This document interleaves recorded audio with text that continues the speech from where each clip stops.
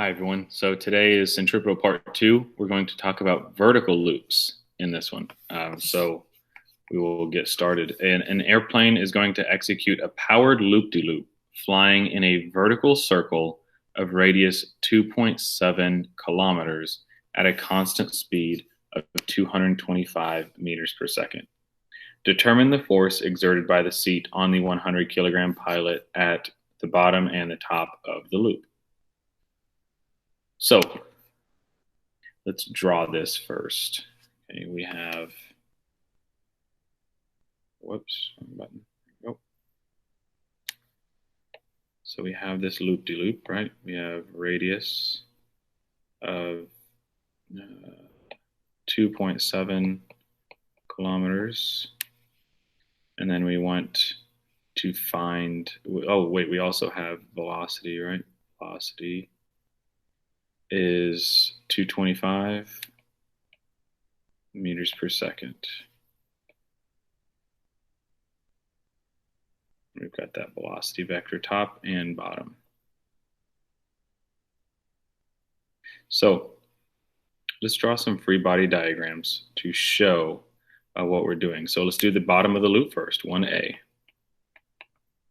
So at the bottom of the loop, right, we have mg straight down,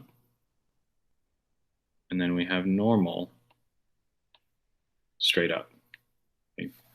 Now, when we talk about centripetal force, so far it's just been one force, but it can actually be a summation of forces. It's really just the summation of forces in the radial direction of circular motion. So in this case, we have normal minus mg equals mv squared over r. We're going to use v squared over r instead of omega squared r for our acceleration because we're given the velocity. So if we want to find normal, that would be mv squared over r plus mg.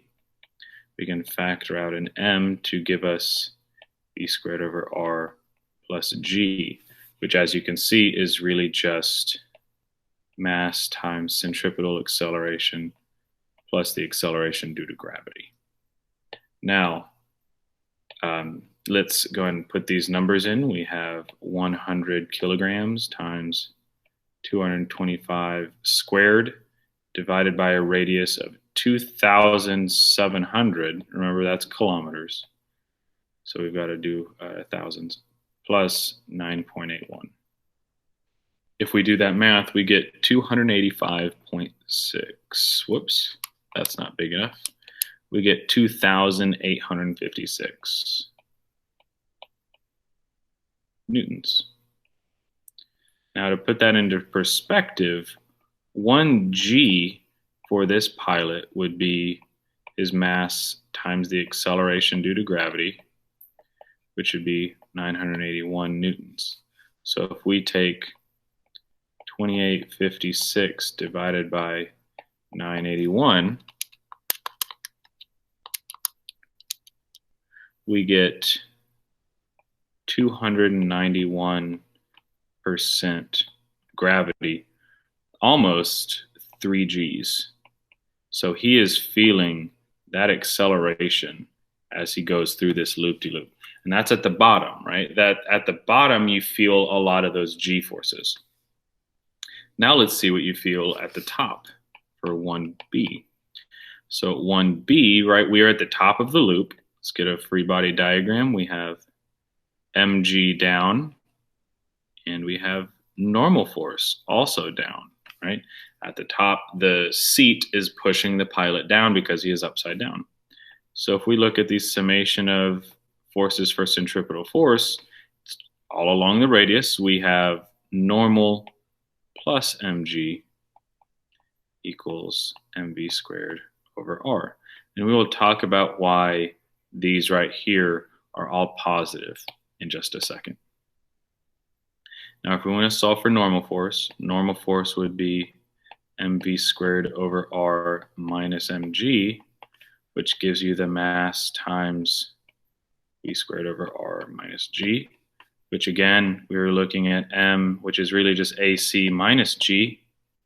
So we can see that relationship there at the top of the loop. So if we get those numbers, say n is 100 times 225 squared divided by 2,700 minus 9.81. So that normal force, if we put that in our calculator, the normal force is 894 newtons. Now let's put that into perspective. 894 divided by 981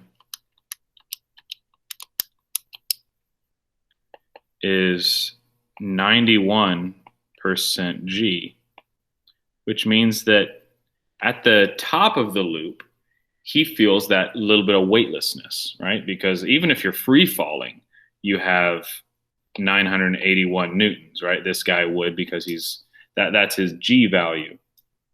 So even in free fall, he would feel that. But here he doesn't actually feel quite a full G, which means that he's starting to feel that weightlessness. You probably lose your stomach kind of idea. So that's what you feel at the top of a loop-de-loop. At the bottom, you feel those G forces as you try to come out of that loop. Okay. All right, let's look at numbers 2 and 3. So number 2, should we always treat FC as a positive magnitude in these problems? So you can see I actually did that right over here. These forces right here are negative, right? Or not negative, they are down, right? But I called it positive. Now we got to remember the direction of acceleration of the system should be treated as positive. Now we have done this before where we had, objects on an incline, there was a pulley, and it was connected to some mass, right? The positive direction, we melted the axis, it was always the direction of motion, right? It's the direction of the acceleration. So the centripetal force should always be treated as positive because in circular motion, the centripetal acceleration should always be treated as positive. So yes, your FC, all the forces in the radial direction towards the middle of the circle should be positive. Now, number 3 asks, it says, remember, FC is a result of other real forces, right? So the centripetal force isn't a force in of itself, right? Usually there is a force that is fitting the bill. It's either the normal force, sometimes it's tension, or here we actually had a summation of forces. So that means it is a net force. Centripetal force is a net force. It's a summation of forces that overall cause an unbalanced force inward on the arc, causing the centripetal acceleration. All right, next we have a tense loop-de-loop. For the vertical loops shown, what is the tension at 3 various points, right? We want the tension at the minimum for part A, we want the tension at its maximum for part B, and then we want the tension at some angle theta right here for part C. So A and B are going to be pretty quick. Let's look at this image to see what we're dealing with here. So we have the velocity at the top and the velocity at the bottom. You can see right here. I'll use a different color. Velocity at the top, velocity at the bottom. So we know that it's going in that direction. At the top, we can see that the tension top arrow doesn't quite reach the mg arrow, but down at the bottom, these arrows are actually almost the same, right? So the top, like we saw in our last problem, right? The top is going to have the minimum tension, just like last problem, it had a minimum normal force. The normal force wasn't even a full G at the top of the loop-de-loop last time. So the minimum will be at the top, the maximum will be at the bottom. So let's use that information to solve 1A and 1B.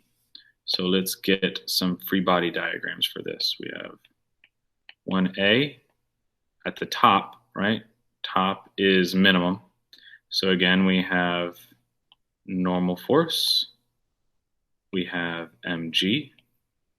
So the summation of forces for centripetal would be N plus mg. That's not N, I'm sorry, tension. We're dealing with tension. Tension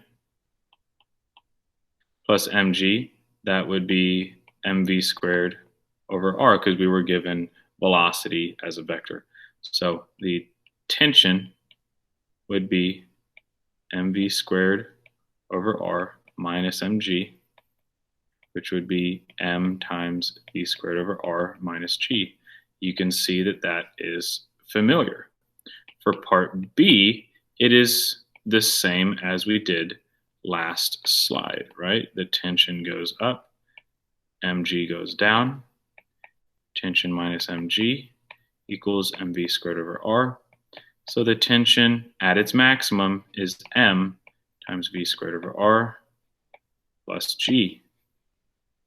You can also say that this would be m ac plus g, and up here this would be m ac minus g.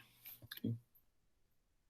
But the new thing that we're looking at here is this angle theta. So now we have a pendulum, not a pendulum, I'm sorry, a loop-de-loop, where now we're looking at an intermediate point, not just at the top and the bottom, but somewhere in the middle. So let's see what this gives us.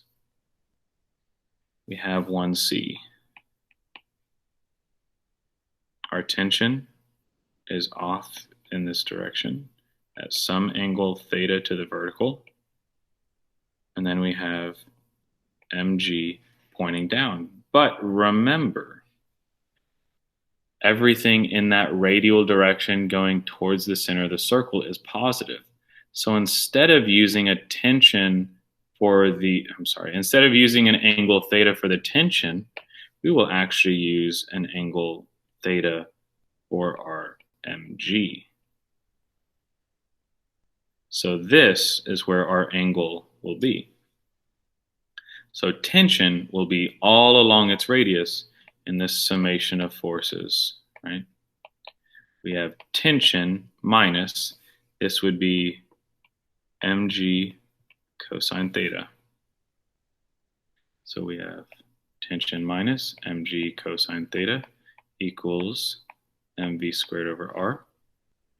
So the tension that we're trying to solve for at any angle theta, or at this angle theta specifically, we have mv squared over r plus mg cosine theta, which if we simplify comes down to m times v squared over r plus g cosine,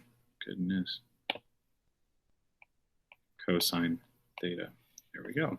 So instead of being the entire g vector, now it's a portion of g, right? It's g multiplied by some decimal cosine theta. So that would be our tension at some other angle theta.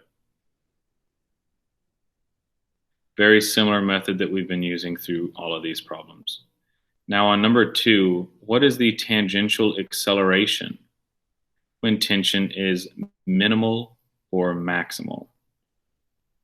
So if we look at the minimum, right, at the top, we have tension along the radius. We have mg along the radius. There is nothing in the tangential direction. Because when we look at circular motion, instead of looking at x and y, you can look at a radial axis and a tangential axis. Everything is along the radial in that free body diagram. And same here, everything is along the radius or the radial axis for those diagrams. So for part 2, what is the tangential acceleration when tension is minimal or maximal? The answer is 0. So remember from, I think it was last chapter, maybe 2 chapters ago, when we did circular motion, Radial acceleration causes a change in direction. It is along the radius of a circle. Tangential acceleration causes a change in speed. So there are two aspects to a velocity vector, speed and direction. Tangential acceleration will change the speed. Radial acceleration will change the direction. And at the top and bottom of this loop, there is no change in speed, only change in direction. Now, part 3, why is this considered non-uniform circular motion? Well, let's look at what uniform circular motion is first. If you'll remember, uniform circular motion has a specific definition. That means that you have constant centripetal acceleration.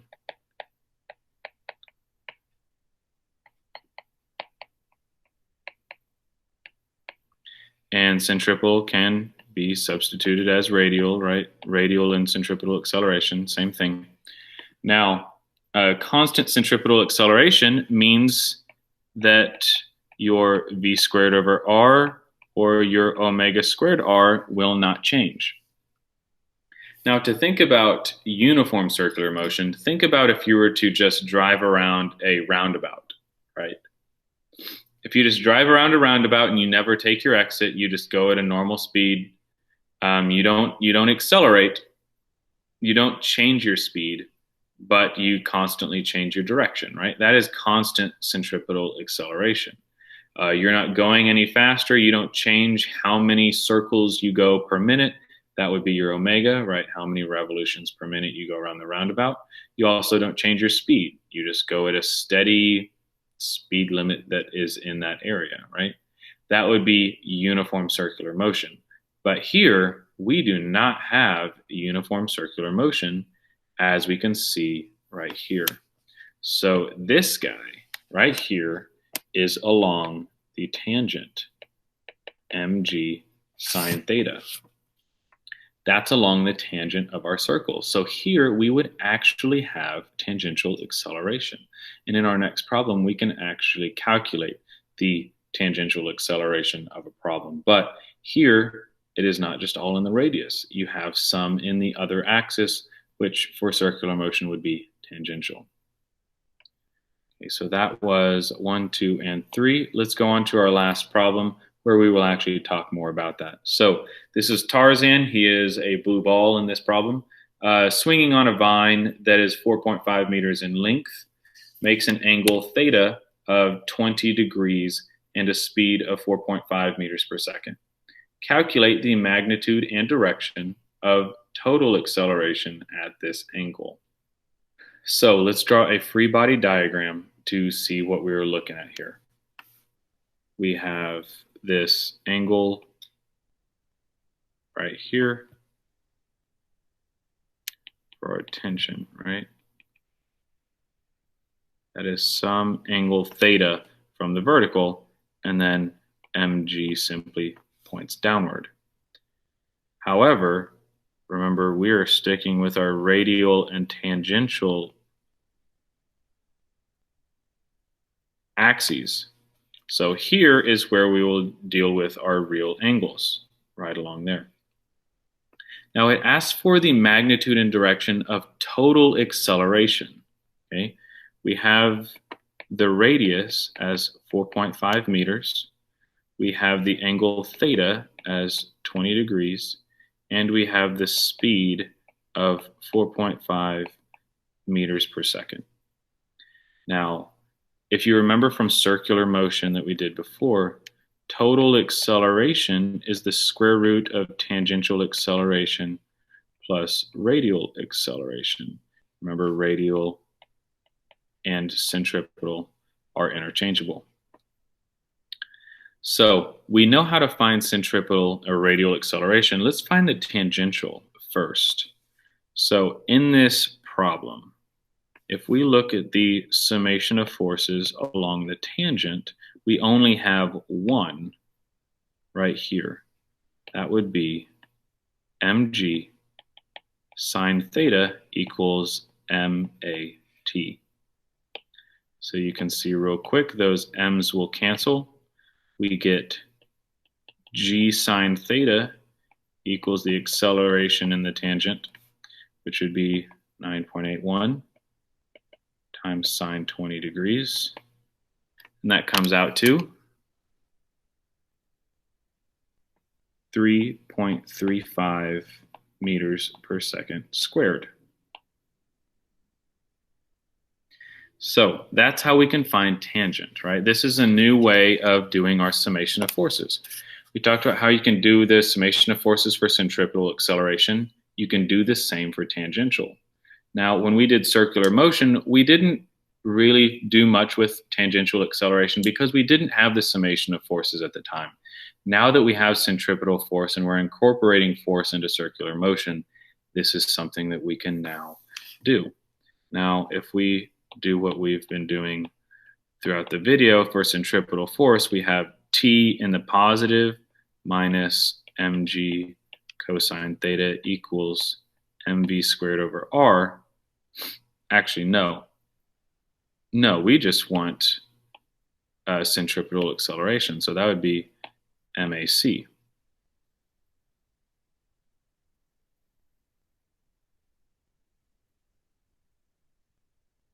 Right, so we don't even need to do that. AC is actually just v squared over r. Oh, we can just do that. That's much faster. So if we do 4.5 squared divided by 4.5, one of those 4.5s cancels, so you just end up getting 4.5 meters per second squared. So we have these for our accelerations.